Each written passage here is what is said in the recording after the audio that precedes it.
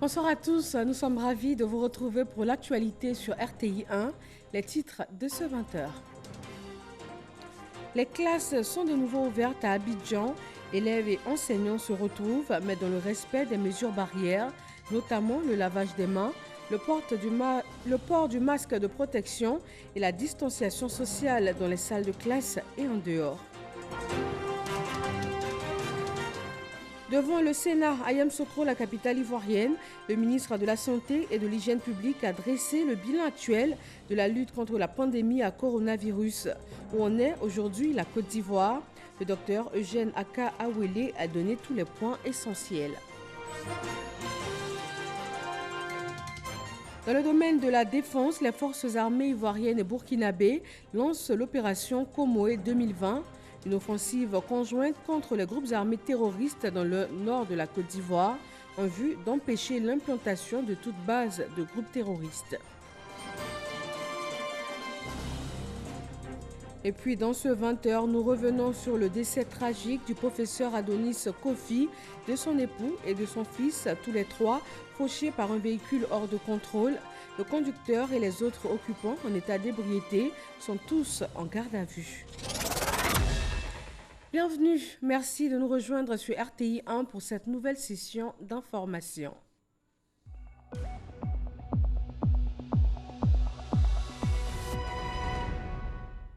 Une semaine après l'intérieur du pays, les cours reprennent ce lundi dans le district d'Abidjan. Les écoliers du primaire et les élèves du secondaire ont repris le chemin des classes. En plus des leçons, les enseignants sont mis à contribution pour le strict respect des mesures barrières. Sephora Zegui. École primaire publique Cocody Danga, lundi 25 mai, reprise des cours pour ses élèves du CP1 au CM2. Ces apprenants sont attentifs aux consignes du chef d'établissement. Nous reprenons les cours dans les conditions difficiles, mais il y a des mesures barrières qu'il faut observer pour nous permettre de finir les 1 mois et demi que nous allons passer ensemble. Après les conseils d'usage, les instituteurs procèdent à la constitution des groupes. Les élèves bien installés, le cours peut démarrer. Le directeur de l'école insiste sur les mesures barrières. Nous reprenons les cours dans les conditions difficiles, mais si nous respectons les mesures barrières, nous n'aurons pas de risque. Les parents d'élèves sont eux aussi venus accompagner leurs enfants pour voir de plus près les dispositions prises pour assurer la sécurité de ceux-ci. Je suis très satisfaite de toutes les informations que j'ai pu avoir ce matin par le biais du directeur de l'école. Après le primaire, nous arrivons au lycée classique d'Abidjan.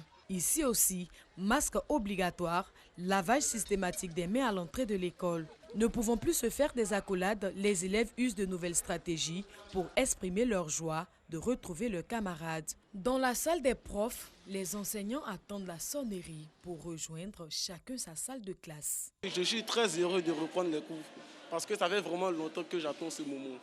Nous répondons à l'appel de la nation. Nous ne pouvons pas laisser ces élèves-là comme ça sans terminer leur année scolaire. Et surcroît pour ceux qui sont en classe d'examen. Lors de notre passage dans cet établissement, la ministre de l'Éducation nationale, de l'enseignement technique et de la formation professionnelle est venue s'assurer que la reprise est effective. Pour le devoir, nous allons faire la sensibilisation. Vous allez sensibiliser vos amis à l'école.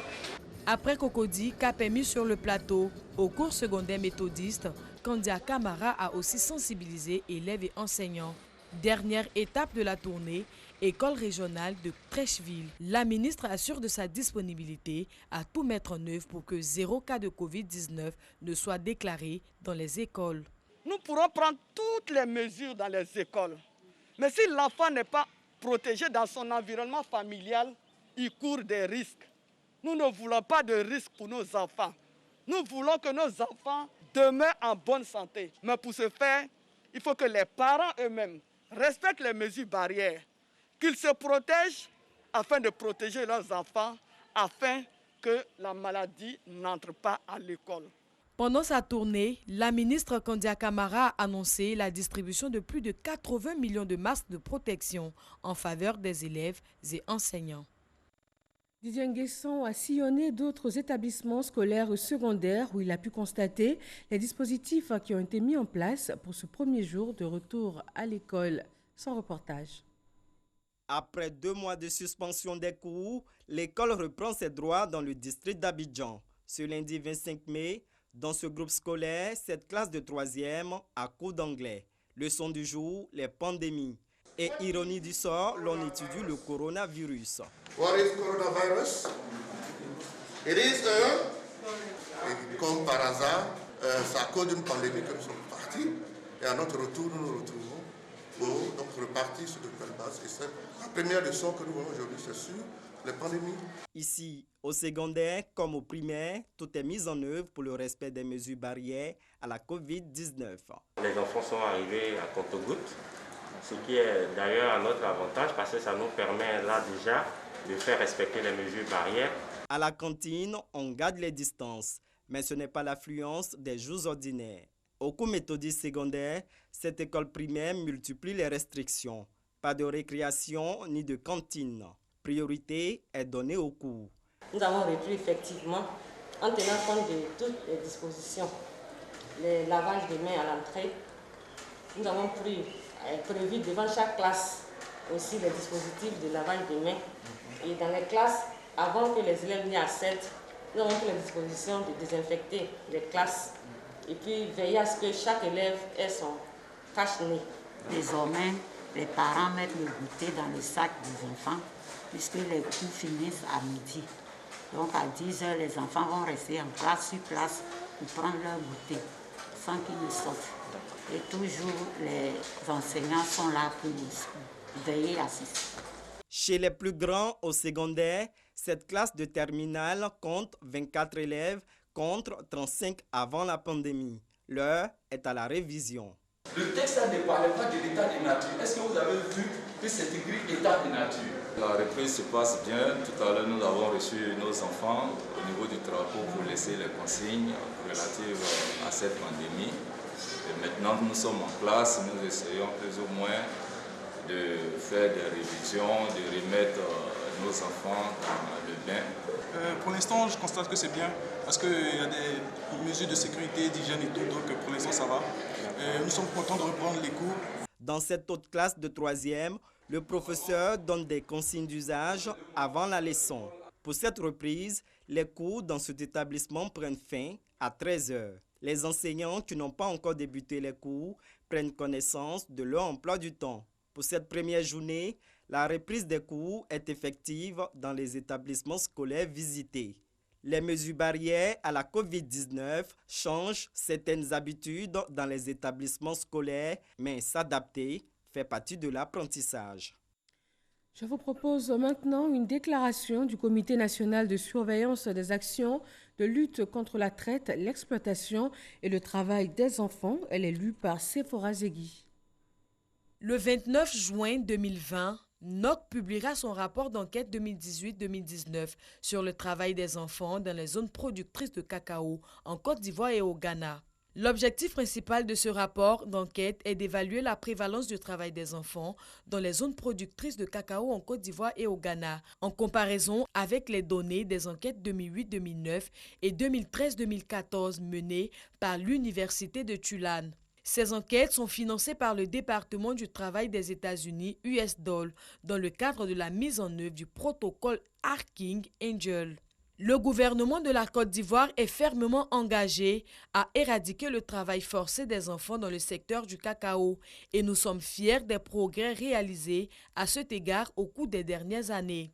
En effet, selon le rapport de USDOL publié l'année dernière sur le travail des enfants, la Côte d'Ivoire fait partie des 12 pays qui ont obtenu la plus haute évaluation des avancées significatives dans la lutte contre le travail des enfants dans l'industrie du cacao. La Côte d'Ivoire a obtenu cette désignation 6 années de suite.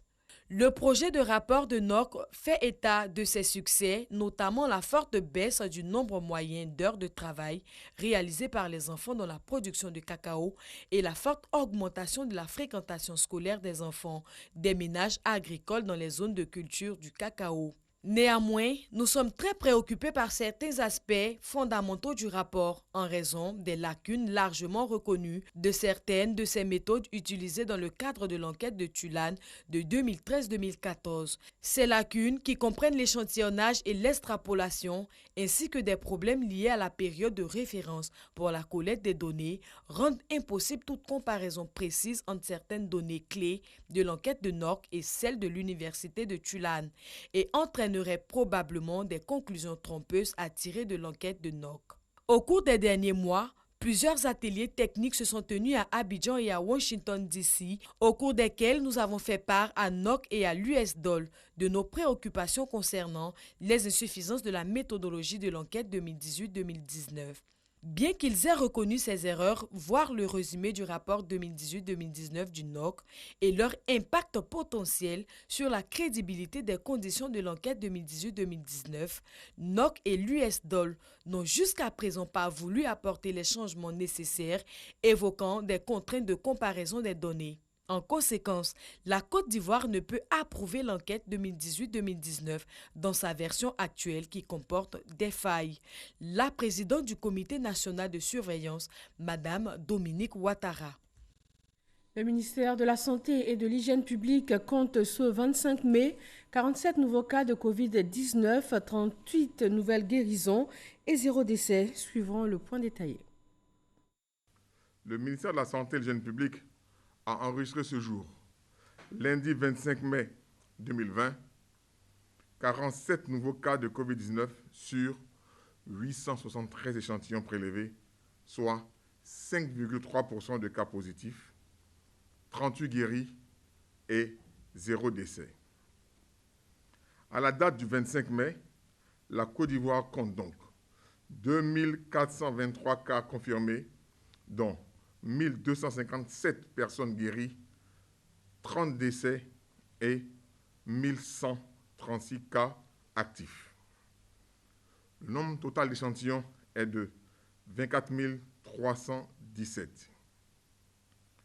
Le ministre de la Santé et de l'Hygiène publique insiste sur le fait que nous devons continuer à respecter les mesures barrières, tant dans le Grand Abidjan qu'à l'intérieur du pays, si nous voulons freiner la propagation du virus et contrôler la pandémie en Côte d'Ivoire. Cependant, si vous toussez, avez de la fièvre et des difficultés respiratoires, nous vous recommandons de vous rendre dans les centres d'accueil et de dépistage Covid-19 ou d'appeler les numéros gratuits suivants, le 101, le 119, le 125 et le 143. Le ministre de la Santé et de l'Hygiène publique remercie et félicite tous les acteurs du système de santé pour leur engagement et leur dévouement dans la lutte contre la pandémie. Après le point en Côte d'Ivoire, voyons pour le reste de l'Afrique. Au Ghana, 6 808 cas, 32 décès. Au Burkina Faso, 832 cas, 52 décès. En Guinée, 3 275 cas, 20 décès. Et au Mali, 1059 cas enregistrés avec 67 décès.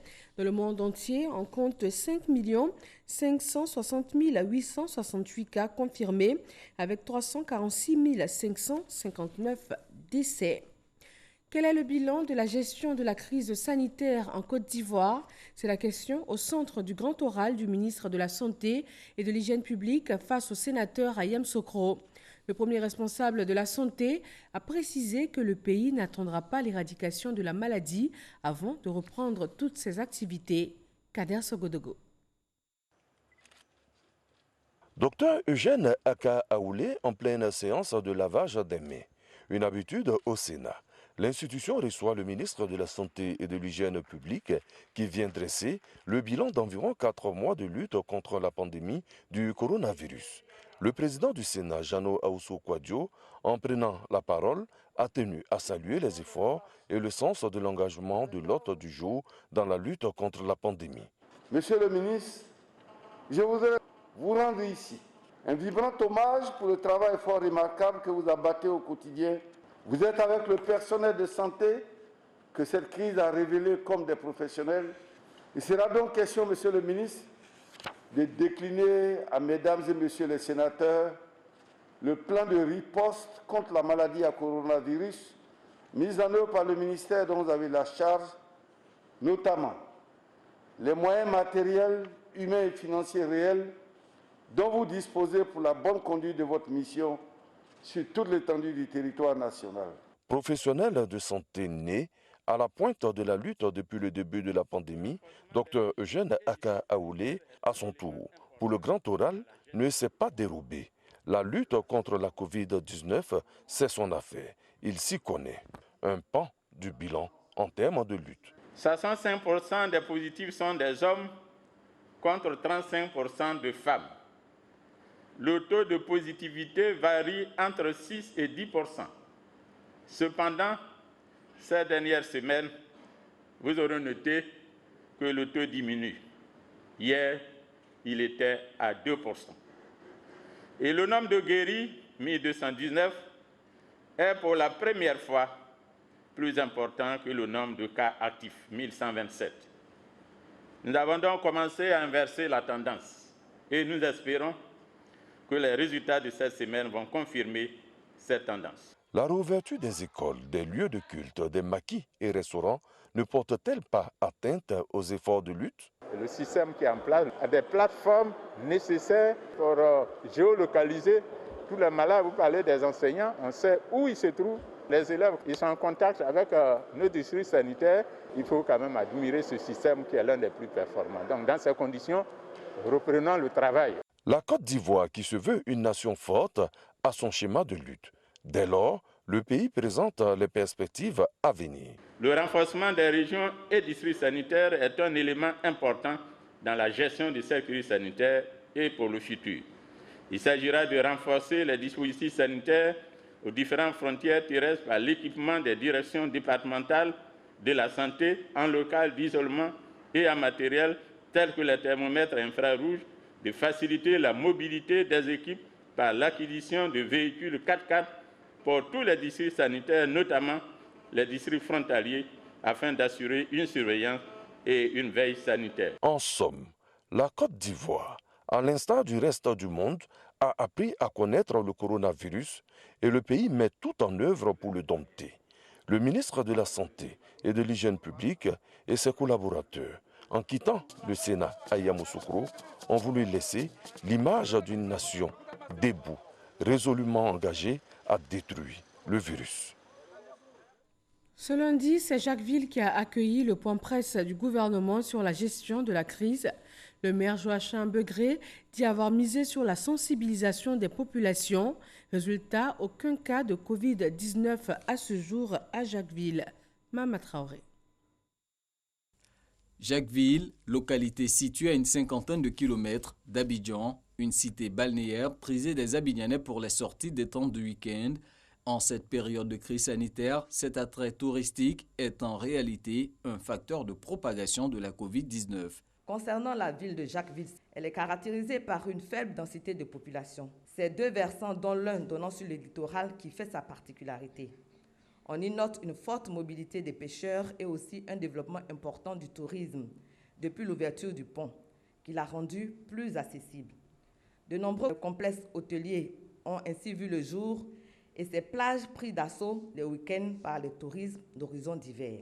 Avec ses 34 villages, ses dizaines d'établissements primaires, ses établissements secondaires et professionnels, de même que ses nombreux travailleurs non résidents et ses commerçants qui font régulièrement la navette entre Abidjan et Jacquesville, font de Jacquesville une ville qui mérite attention particulière. Face à un tel risque, la mairie a interdit les plages aux excursions. À cette décision s'ajoute la vaste campagne locale de sensibilisation des populations sur les mesures de prévention contre la Covid-19. Une campagne a été organisée par la mairie dans pratiquement la quasi-totalité des villages de Jacquesville. Vous savez, nous sommes une commune mi-urbaine, mi-rurale, donc il fallait expliquer les choses en langue française, mais aussi en langue locale. Je voudrais signaler la forte implication des chefs de village et des chefs de communauté. À ce jour, Jacquesville n'enregistre aucun cas de Covid-19, preuve que les populations se sont montrées disciplinées. Ce n'était pas le cas sur l'ensemble du territoire national le week-end dernier, selon le constat fait par le porte-parole de la police nationale. Le commissaire Bleu Charlemagne livre quelques précisions sur les demandes d'autorisation de sortie et d'entrée dans le Grand Abidjan. Si vous n'avez pas de véhicule, que vous avez fait la demande, souffrez qu'elle vous soit rejetée. Si vous ne donnez pas le moyen par lequel vous allez partir à l'intérieur du pays. Si vous ne savez pas conduire, que vous avez un véhicule, vous déclarez, bien entendu, à l'inscription votre véhicule et vous déclarez celui qui va vous conduire en y joignant la copie de son permis. Le maire de Jacquesville assure qu'une évaluation est en cours pour déterminer l'impact économique de cette pandémie sur le tourisme local. Une fois achevés, les résultats seront transmis au gouvernement pour une prise en compte dans le cadre du plan de soutien économique, social et humanitaire de lutte contre la Covid-19. Direction Ouélé, commune située au nord de Daoukro, le vice-président Daniel Cablon-Duncan y a fait un don en vivres et en non-vivres en faveur des populations défavorisées. Elles ont aussi été sensibilisées au respect des mesures de sécurité contre le coronavirus. Sephora Zegui. Le vice-président de la République, Daniel Cablon-Duncan, solidaire des couches défavorisées de la commune de Ouélé, sa ville natale.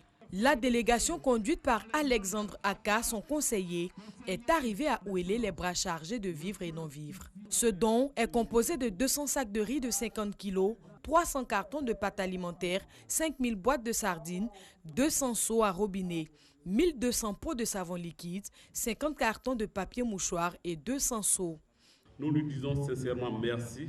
Merci pour ce qu'il fait pour nous et ce qui, à coup sûr, va continuer de faire pour Ouélé. Prenant la parole, l'émissaire du vice-président rappelle l'attachement de Daniel Cablon-Duncan à cette localité, chère à son cœur. Malgré un agenda de travail très chargé, aux côtés du président de la République, son Excellence M. Alassane Ouattara, pour trouver une réponse efficace à cette pandémie au niveau national, il n'a pu s'empêcher d'avoir une pensée forte de solidarité pour ses sœurs et ses frères de Ouélé, à travers la remise de ces importants dons en vivres et non-vivres.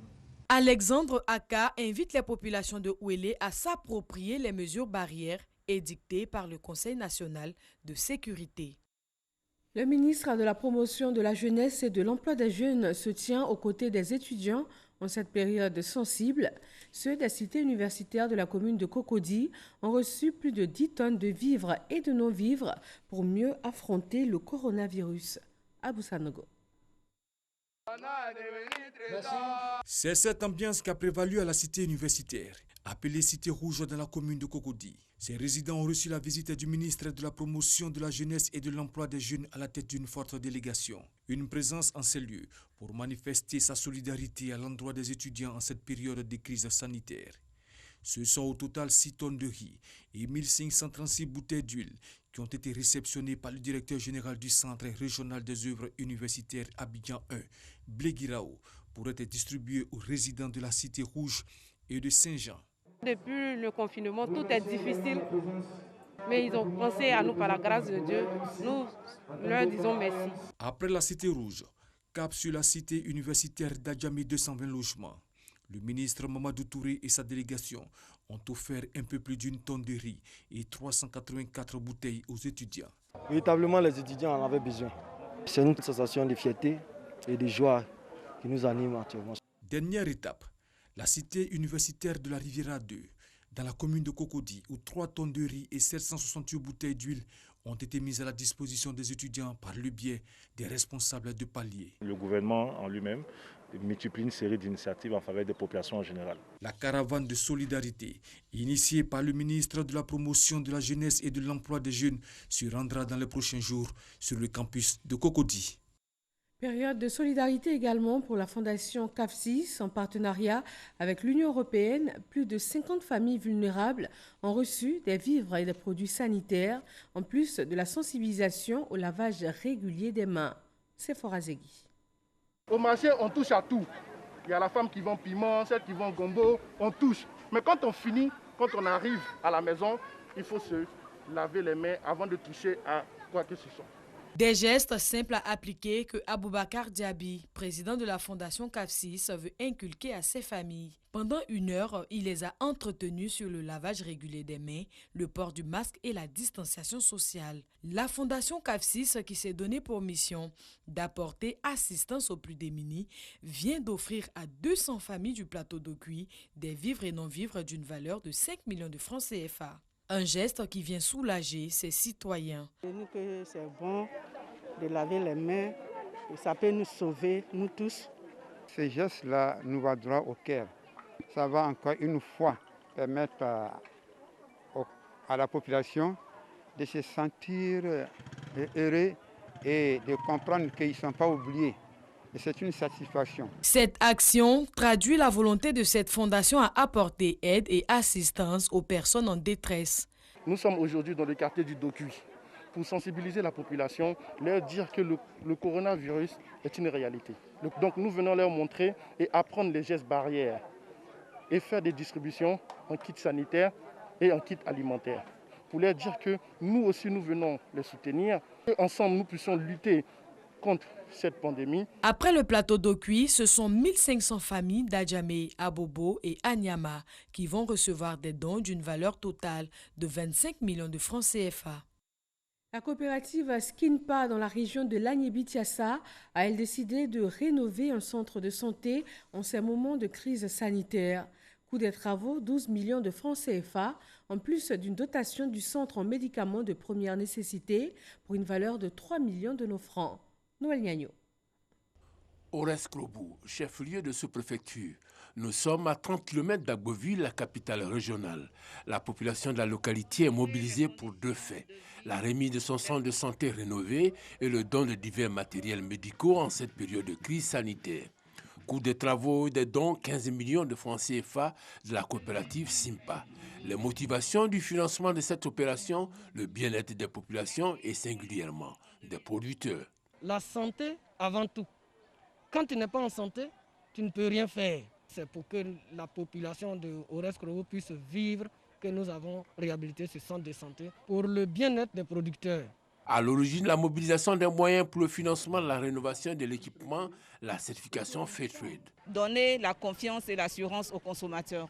Et les consommateurs rassurés participent à travers des primes qui sont octroyés aux coopératives et également aux producteurs. Le chef de village Nana Kereke Christophe a souligné la profonde gratitude des populations à la coopérative donatrice.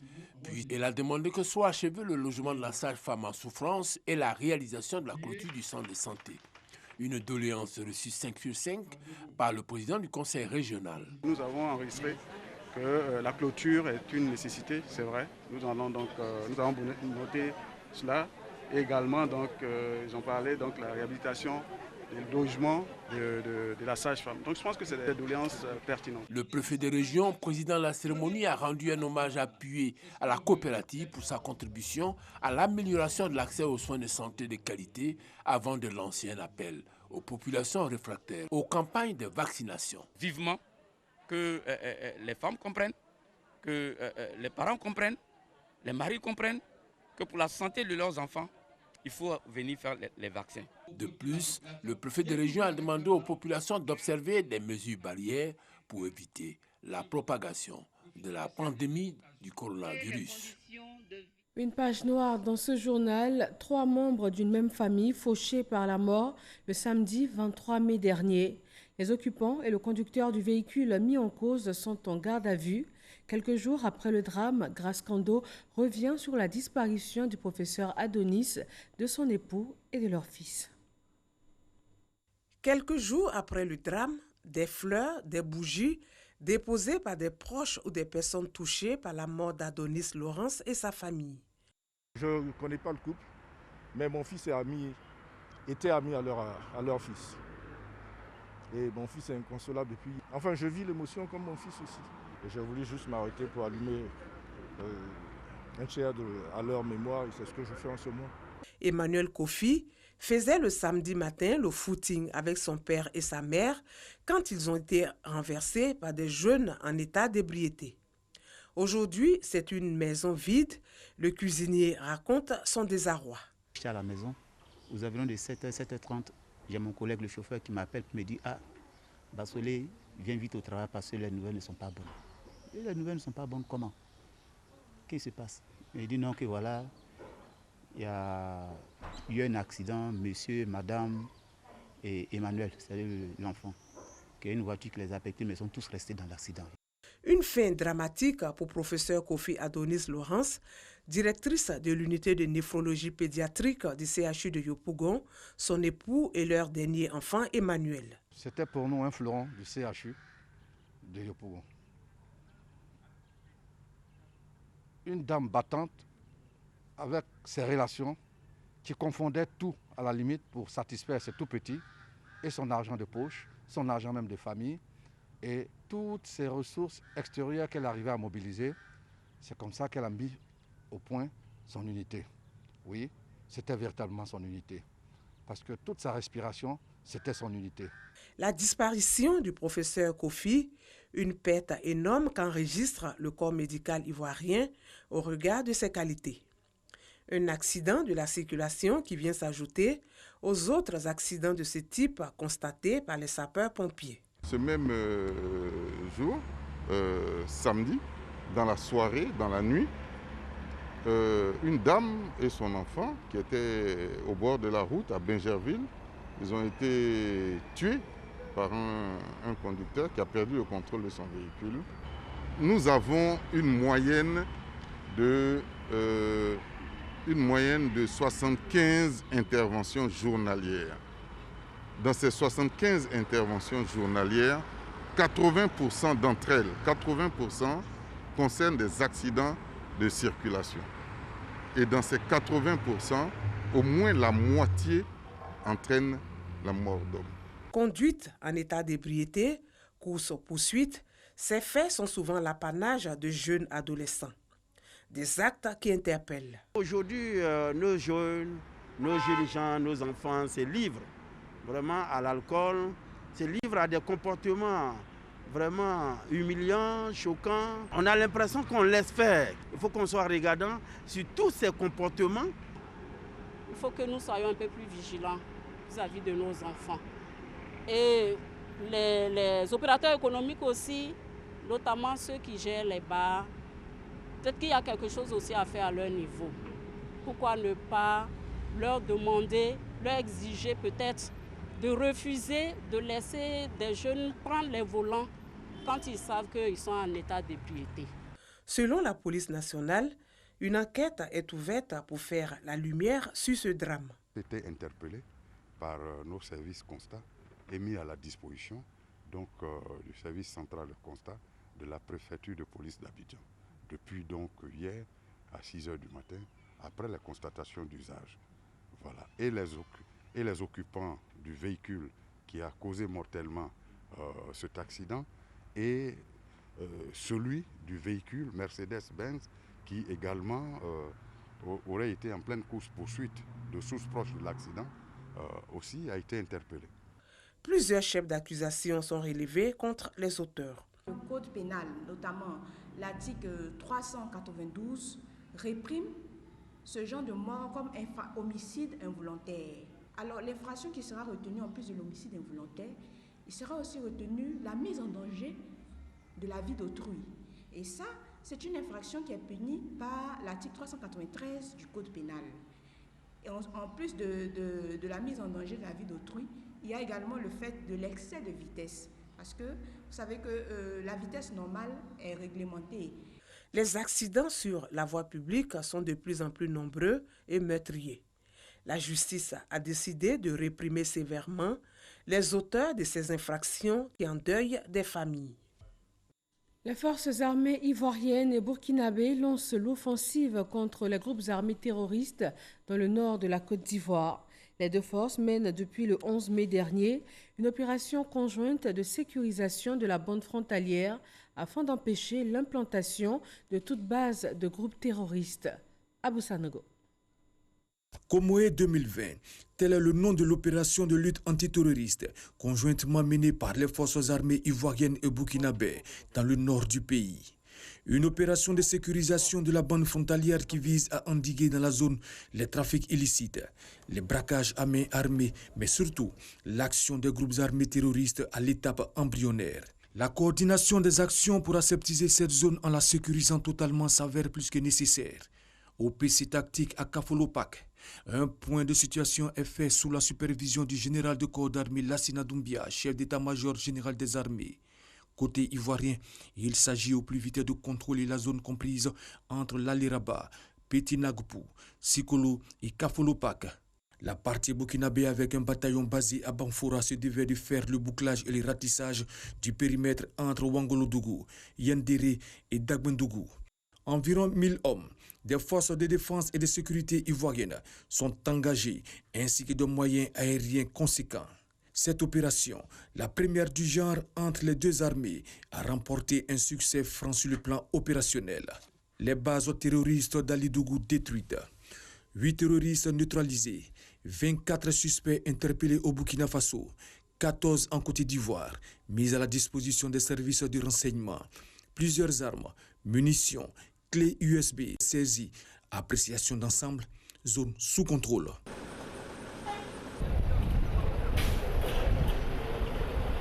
Satisfaction des deux états-majors. Excellent résultat obtenu grâce à la parfaite coordination entre les deux armées. Une initiative à poursuivre.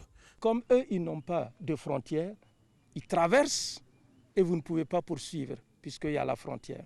Mais ici, les deux armées se sont rassemblées. On a essayé de monter l'opération et vous voyez qu'il n'y a plus de possibilité de s'échapper. Et c'est ça qui nous a permis d'avoir des résultats tangibles. Nous estimons qu'aucun État ne devrait laisser une quelconque partie de son territoire être utilisée pour s'organiser, pour préparer et mener des attaques terroristes en territoire voisin ou s'y réfugier après avoir commis de tels forfaits. C'est une question qui relève de la morale. Donc cette opération conjointe nous aura permis de lever des doutes. Et au regard des résultats obtenus, nous pensons que cette zone pourra être stabilisée de façon durable. C'était un devoir pour nous de nous coordonner avec nos frères des forces armées du Burkina Faso pour sécuriser cette région. Aucune base terroriste n'existe sur le territoire ivoirien qui a peut-être servi de zone refuge lors des précédentes offensives burkinabées. Par ailleurs, l'opération Komoye 2020 était le lieu pour les forces armées des deux pays de faire des dons de matériel aux populations. Puis le chef d'état-major général des armées, Lassina Doumbia, s'est rendu au 4e bataillon d'infanterie de Korogo, unité de soutien de l'opération en zone ivoirienne, pour une adresse à ses hommes. Il les a félicités pour leur implication dans la sécurisation de la frontière nord du pays et les a appelés à la plus haute vigilance et à la solidarité. L'ordre d'opération Komoye 2020, toujours en cours, vient révéler la volonté des forces armées de Côte d'Ivoire de prendre une part active dans la lutte contre le terrorisme qui mine le continent. Dans l'actualité politique, le RHDP se prépare à ouvrir une représentation à Bokanda, dans le centre de la Côte d'Ivoire. Le ministre Amédée Kouakou a procédé à la pose de la première pierre de l'édifice alors qu'il achève une tournée de sensibilisation contre la Covid-19 dans le département de Bokanda. Léon Bro.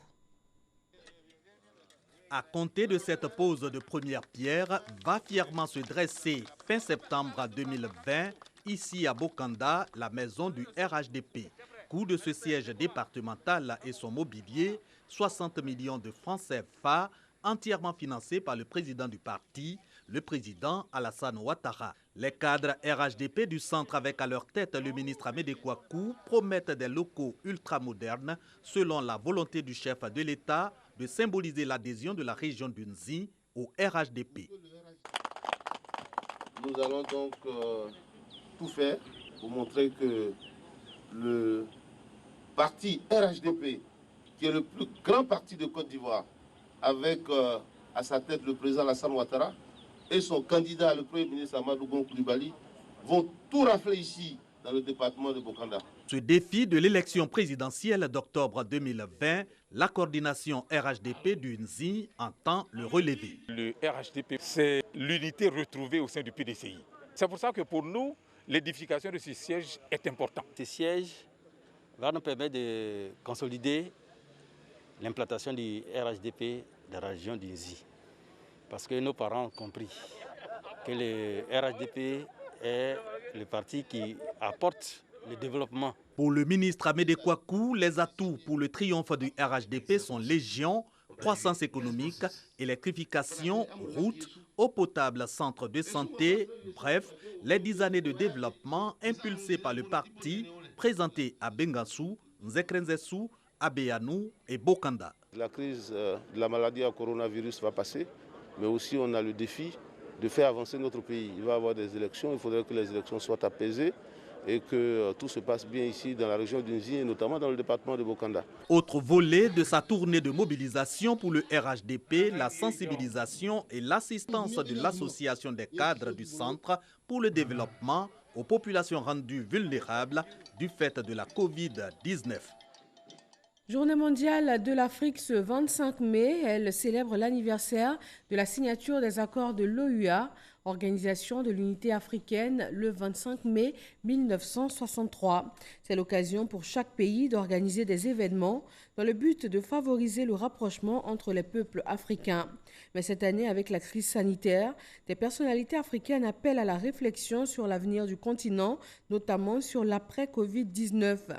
Le taux de mortalité lié au Covid-19 sur l'ensemble du continent restant pour l'heure relativement faible. Et c'est ici que prend fin ce 20h. Merci à tous de votre attention. Et n'oublions pas, pour faire reculer la Covid-19, il faut respecter les mesures de sécurité. Bonsoir à tous.